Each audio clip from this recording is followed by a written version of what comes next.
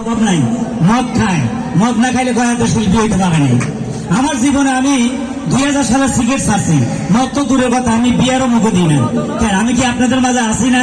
আমি পুড়ে যাই নাই। সেই 92 থেকে 2025 এখন পর্যন্ত আপনাদের মাঝে আমি আছি। এখন পর্যন্ত আমার কৌতুক এখন মোবাইলে চলে। আগে সিনেমা করতাম। আমার লাস্ট ছবি রিলিজ হয়েছে প্রেম প্রীতি বন্ধন, ছবিটা কেউ দেখছেন কিনা জানি না। এই ছবিতে আমি থানার ওসি থাকি, ঘুষ খাই, ঘুষ নেশা সাদা করে আমার ঘুষ দেয়, নায়ককে ধরে নিয়ে ইচ্ছা মতো পিটাই। তা আসলে বাস্তবে কিন্তু আমি ঘুষ খাই না, এটা অভিনয়। তো যাই হোক, গান বাদ্য ভালো ছিল। মাঝখান দিয়ে গান আইসে ফাইটটা যায়, কে গাইছে? মমতাজ। এখন জেলখানায় আছে, এখন জেলে আছে,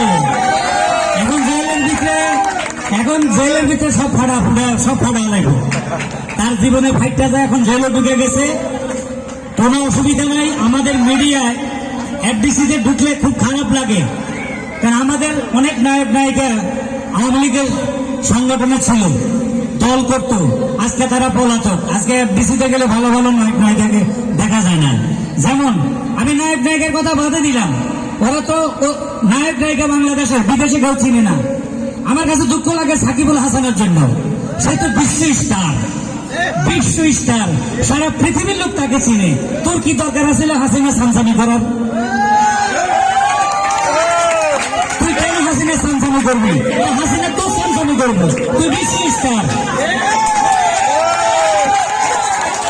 এরা যে কেন দলবাজি করে আর কেন পলাতক আমার মাথায় ঢুকে না, যে আমি একজন সুপারস্টার, আমাকে সারা বাংলাদেশের লোকে চিনে, আমি কেন একটা দল করতে যাব?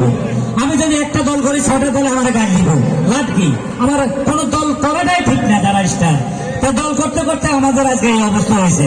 তো যাই হোক, অনেক কথা বলতে চলে না, আমার একটা গান শুনেন। আপনারা তো আমার অনেক গান শুনছেন, একটা গান শুরু করবো।